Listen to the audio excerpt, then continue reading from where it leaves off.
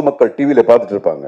இந்த மாதிரி ஒரு பொண்ணு கன்னியாக நடந்தது அப்படின்னு சொல்லும்போது அந்த அந்த சேனல் பார்க்கும்போது உச்சு பண்ணிட்டு கொஞ்ச நேரம் அப்படியே பார்த்துருவாங்க, கண் கலங்குவாங்க, இதெல்லாம் முடிஞ்சு போகுது. இம்மிடியட்டாக சேனல் மாறும், அதுக்கப்புறம் அதை பற்றி மறந்துடுவாங்க. ஸோ அவங்களுடைய ரெஸ்பான்சிபிலிட்டிஸ் அங்கே முடிஞ்சு போச்சு. கேப்டனும் நீங்களும் மட்டும்தான் இந்த பாகிஸ்தான் வரையும் போய் ஃபைட் பண்ணிட்டு எல்லாத்தையும் காப்பாற்றுற ஒரே ஹீரோ. ஸோ ஆனால் இப்போ பார்த்தீங்கன்னா ஹேமா அந்த கமிட்டியோட இஷ்யூ ஓடிட்டுருக்கு. இப்போ பாகிஸ்தான்லாம் முடிஞ்சு இப்போ பெண்களுக்கு பாதுகாப்பு முக்கியம் அப்படின்னு சொல்லிட்டு வந்திருக்காங்க. ஸோ இதுக்காக அடுத்த படம் எடுக்க ஆரம்பிச்சிருவீங்களா? இது இந்த ப்ரெஸ் மீட்டில் எல்லாரும் எனக்கு ஐடியா தான் கொடுத்துக்கிட்டு இருக்கீங்க. அவர் பார்த்தா 2 மாப்பிள்ளை வச்சு படம் எடுங்கன்றாங்க, நீங்கள் இதை வச்சு ஒரு ஐடியா கொடுக்குறீங்க. இல்லைங்க, இப்போது நீங்கள் கேள்வி கேட்குறீங்கிறதுனால தான் நான் சொல்கிறேன்.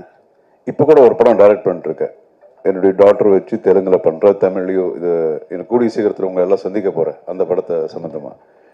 அதுலேயும் நான் ஒரு சீன் ஒன்று எழுதியிருக்கேன்.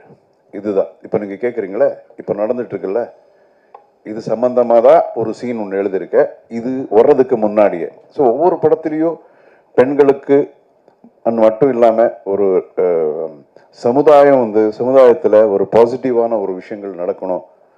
ஸோ அது நம்ம இந்த சினிமா அப்படிங்கிறது பெரிய மீடியா, இதில் நம்ம காட்டினா 4 பேருக்கு கொஞ்சம் அது திருந்துறாங்க அப்படிங்கிற ஒரு எண்ணத்தில் தான் முன்னாடி இருந்து நாட்டுப்பற்ற படங்களும் பண்ணிக்கிட்டு இருக்கோம், இந்த மாதிரி ஒரு விஷயங்களும் பண்ணிகிட்ருக்கோம்.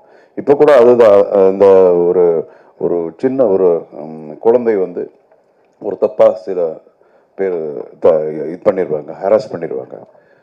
அதுலேயும் இதுதான் சொல்கிறோம், டயலாக் கூட நானே எழுதியிருக்கேன் அதில்.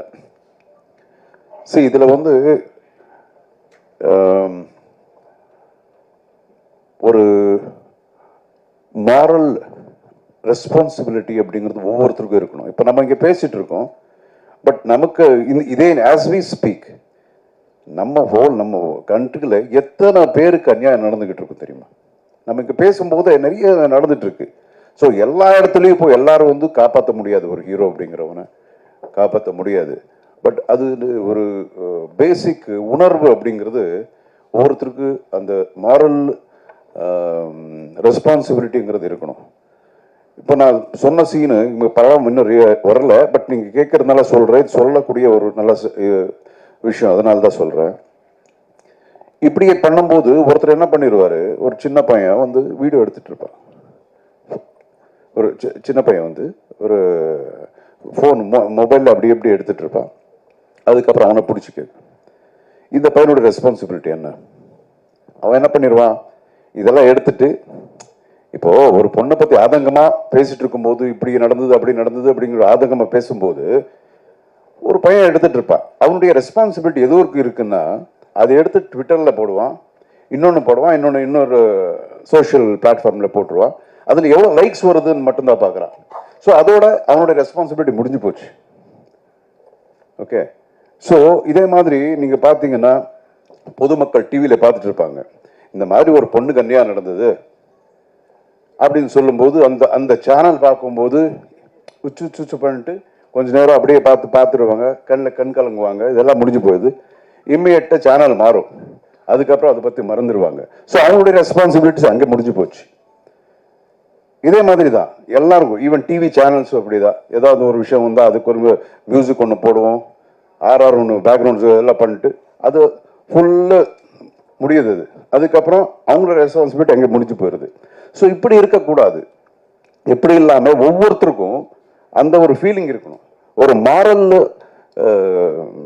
ரெஸ்பான்சிபிலிட்டி, அந்த பாண்டேஜ் அப்படின்னு இருந்தால் தான் இந்த மாதிரி விஷயங்கள் தடுக்க முடியும். இல்லைன்னா ரொம்ப கஷ்டம். உலகத்தில் எல்லா இடத்துலையும் இந்த மாதிரி நடந்துக்கிட்டு இருக்கு. அது இப்போ ரொம்ப ஜாஸ்தியாயிட்டு இருக்கு. ஸோ இதெல்லாம் தடுக்கணும்னா அது ஒவ்வொருத்தருக்கும் அந்த ஒரு உணர்வுகள் இருந்தால் தாங்க முடியும். ஒருத்தனால எதுவும் மாற்றவே முடியாது. ஏதோ எத்தனை இந்த மாதிரி ஒரு கமிஷன்ஸோ என்ன மாதிரி வந்தாலும் இந்த மாதிரி பிரச்சனைகள் நிறுத்தணும்னா அது எல்லாரும் சேர்ந்து பண்ணால் தாங்க முடியும். இது ஒருத்தரால, ஒரு இண்டஸ்ட்ரியால இது நிறுத்தணும் அப்படிங்கிறது கிடையாது. எல்லா இடத்துலையும் நடக்குது, எல்லா இடத்துலையும் நல்லவங்க இருக்காங்க, எல்லா இடத்துலையும் கெட்டவங்க இருக்காங்க. நீங்க சொல்லுங்க, ஏதாவது ஒரு ஃபீல்டில் ஒரு ஒரு பேங்க்னு எடுத்துங்களேன், அங்கே இல்லையா? இன்னொரு நீங்கள் ஏதாவது நீங்கள் எடுத்துங்களேன், எந்த ஒரு தொழில் நீங்கள் எடுத்துக்கிட்டீங்கனாலோ அங்கேயும் நல்லது இருக்குது, நல்லவங்க இருக்காங்க, அதே மாதிரி தப்பான ஆளுங்களும் இருக்கிறாங்க. ஸோ குறிப்பிட்டு இதுதான் இந்த இடத்துல தான் நடக்குது அப்படிங்கிறது சொல்ல முடியாது. ஸோ இது வந்து ரொம்ப சென்சிட்டிவான விஷயம். ஒவ்வொருத்தருக்கும் இருக்கணும், நம்ம எல்லாருக்கும் ஒவ்வொருத்தருக்கும் அந்த உணர்வு இருந்து அது எல்லாரும் ஒட்டுமொத்தமாக முயற்சி பண்ணால்தான் இந்த மாதிரி விஷயங்களை தடுக்க முடியும், குறைக்க முடியும்.